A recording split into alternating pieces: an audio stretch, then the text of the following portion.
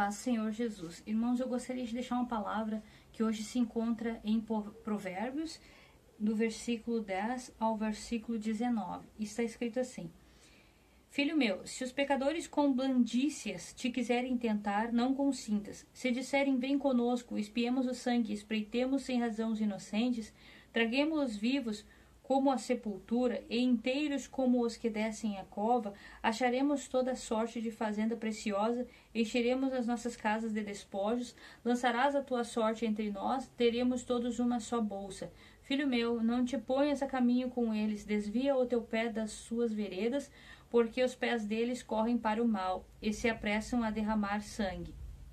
Na verdade, debalde se estenderia a rede perante os olhos de qualquer ave, e estes armam ciladas contra o seu próprio sangue, e a sua própria vida espreitam. Tais são as veredas de todo aquele que se entrega à cobiça, ela prenderá a alma dos que a possuem. Irmãos, aqui essa palavra ela fala que a gente vai ser tentado a pecar, a gente vai... Essas tentações, essas ofertas, elas virão de uma maneira agradável, elas vão vir para testar a nossa cobiça, para oferecer algo que a gente precise, que a gente realmente queira, que a gente tenha uma necessidade, em forma de uma amizade também. E assim a gente vai se enredando naquilo ali, e de alguma maneira a gente vai perdendo a nossa liberdade para viver naquela situação de pecado, ou de erro, ou de engano, porque uma coisa assim vai enredando e a pessoa vai, daqui a pouco, vira um vício, né? Quando eu li essa palavra aqui, que eles falam assim no versículo 14, lançará a tua sorte entre nós, teremos todos uma só bolsa. Olha, a gente vai compartilhar da nossa bênção, da nossa prosperidade, do nosso, desse esquema, né, que eles estão oferecendo ali para armar ciladas contra os outros, para armar algumas armadilhas e lucrar em cima de outras pessoas que não sabem o que eles estão fazendo, mas que eles estão oferecendo, eles fazerem esse tipo de plano, esse tipo de laço contra a vida dos outros, para que eles venham a lucrar juntos. Então, é que nem, por exemplo, quando uma pessoa te oferece uma droga, um vício. Normalmente é um amigo, uma pessoa conhecida, uma pessoa que tu gosta, e a pessoa te dá de graça. Às vezes eu creio que o início eles nunca cobram, eles nunca dizem que depois, se tu não pagar, depois que tu viciar naquilo ali, se tu não pagar, vai aparecer alguém na tua casa e vai te dar, né, vai te matar. Te chamar e te matar. Que isso aí já viu tem casos que eu já ouvi que acontece isso. Ninguém diz. Porém, e ninguém diz que quando ele te oferece aquela droga, tu vai viciar, ficar dependente, às vezes estragar a tua vida e a vida da tua família. Ninguém fala isso, porque tudo parece bom. Olha, a gente vai se sentir bem, a gente viu como faz bem, a sensação faz bem. Eu nunca usei, irmãos, eu não sei como é, mas eu imagino que tudo é a mesma coisa. Eu imagino que o pecado é sempre o mesmo padrão. Aí me veio na mente aquela parte da Jezabel com o rei Acabe. Eu vou pegar aqui. Lá em 1 Reis, capítulo 21, em que o Nabote recusa vender a sua vinha a Acabe. O Acabe mora do lado da vinha de Nabote. E aí o Acabe pediu para que Nabote vendesse, ou que ele desse uma vinha melhor do que ele tinha, para que ele usasse a vinha de Nabote como uma horta, porque ficava vizinha da casa ali do reino, do palácio de Nabote. Nabote disse que não, porque ele não podia vender, né? Que Deus guardasse ele de vender, de dar a herança dos pais dele. O que ele fez? Acabe chegou em casa triste, o rei, chateado porque não quis comer. E aí a Jezabel, a esposa dele, viu que ele estava triste, meio depressivo, né? E aí ela falou, não, pode comer, vai lá, tu é rei, vai lá comer que eu vou te dar essa vinha. Aí ela pegou, selou com o seu anel de sinete, escreveu carta em nome do rei Acabe para que armassem uma de acusar, testemunhar falsamente contra Nabote, para que apedrejassem ele e matassem ele. Foi exatamente isso que aconteceu. Ali no versículo, olha no versículo 15. E sucedeu que, ouvindo Jezabel que já fora apedrejado Nabote e morrera, disse Jezabel a Acabe: levanta-te e possui a vinha de Nabote os Jezreelita, a qual ele te recusou dar por dinheiro, porque Nabote não vive, mas é morto. O que Acabe fez? Foi lá tomar a vinha. Lucrou, irmãos, lucrou. Matou Nabote? Matou. Conseguiu efetuar o plano e roubar a vinha de Nabote? Conseguiu. Mas quanto tempo durou? Vamos ver aqui.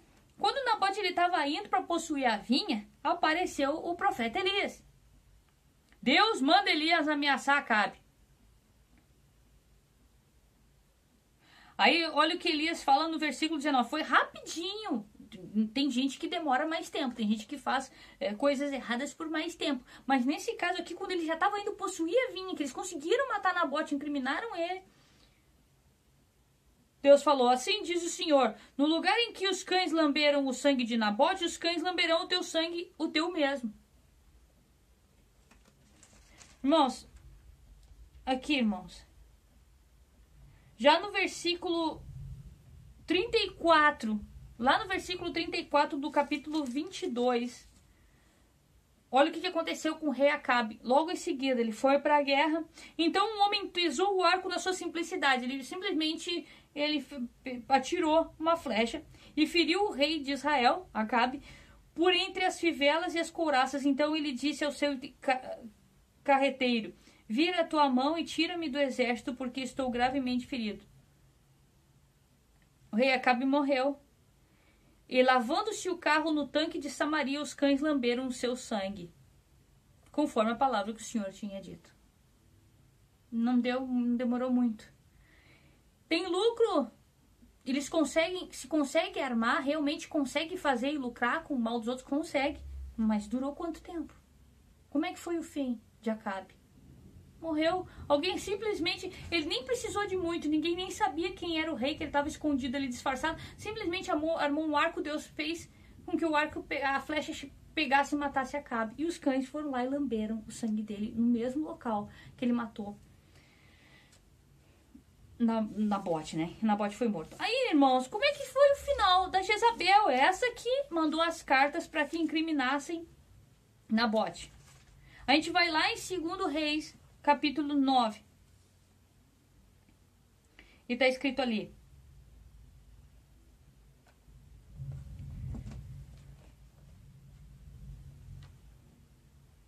e entrando Jeú pelas portas, tem aqui no versículo 30, e veio Jeú a Jezreel, e o que ouvindo Jezabel se pintou em volta dos olhos e enfeitou a sua cabeça e olhou pela janela. Entrando Jeú pelas portas, disse ela: teve paz em que matou a seu senhor? E levantou ele nem respondeu para ela, e levantou ele o rosto para a janela e disse: quem é comigo? Quem? E 2 ou 3 eunucos olharam para ele, os eunucos servos dela, olharam para ele. Então disse ele: lançai-a de alto a baixo. E jogaram ela no segundo andar, não sei que andar que a Jezabel estava. Lançaram os eunucos, os servos dela, jogaram ela de alto a baixo e foram salpicados com seu sangue a parede e os cavalos. E Jeú a atropelou. Depois que ele comeu tudo, e foram para a sepultar, porém não acharam dela senão somente a caveira e os pés e as palmas das mãos. Então voltaram e lhe o fizeram saber, e ele disse: essa é a palavra do Senhor, a qual falou pelo ministério de Elias, o tisbita, seu servo, dizendo: no pedaço do campo de Jezreel os cães comerão a carne de Jezabel. Entendeu, irmão? O que é que eu estou querendo dizer? É que o crime não compensa. Aquele ditado popular é totalmente verdadeiro. O crime não compensa, o pecado não compensa. Aquele prazer de qualquer tipo de pecado inicial, ele termina mal. Porque ele diz no versículo 19 de Provérbios 1, tais são as veredas de todo aquele que se entrega à cobiça. Ele prenderá a alma, ele prende, ele vira um vício, ele prende, leva à morte, porque o salário do pecado é a morte, como aconteceu com Acabe, com Jezabel e com tantos outros que começam no pecado, começam numa brincadeira e depois terminam mortos.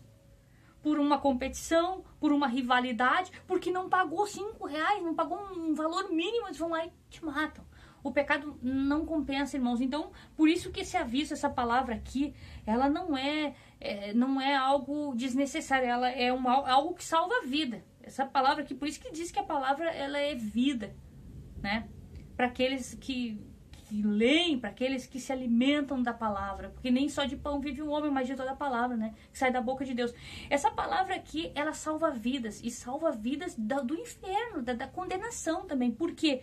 Porque tem gente que cai aqui, se enleia, e eles dizem que prende a alma, tem gente que perde a salvação, depois que entra no pecado e morre, ainda perde a salvação, e é condenado. Então, essa palavra aqui, irmãos, ela salva realmente vidas. Se as pessoas, né, considerarem, se as pessoas prestarem atenção e observarem a Bíblia com mais cuidado, levando a sério esses alertas aqui, se começarem a observar que o que está escrito aqui se cumpre na vida dos outros, já acontece exatamente assim,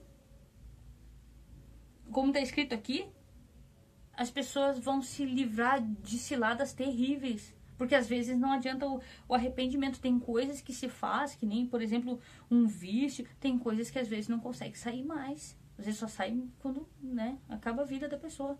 Ou a pessoa comete alguma coisa contra si próprio. Então, a gente tem que levar a sério a palavra, irmãos, porque ela realmente dá grandes livramentos para quem pratica, para quem observa, para quem obedece, para quem medita no que está escrito aqui e resolve, né, vou fazer assim, vou me orientar pela palavra. Eu não vou me orientar por quem está me oferecendo coisa errada, não vou me orientar para quem está dizendo para quem está me oferecendo vantagens fáceis demais para eu entrar em esquemas assim, eu vou me orientar pela Bíblia. A pessoa se livra de muita coisa, de muito arrependimento e às vezes até a própria morte ou até a própria salvação. Que Deus abençoe a todos, né? Que Deus tenha misericórdia de nós e que continue nos livrando, nos dando livramento através da sua palavra, né? Amém. Paz do Senhor Jesus.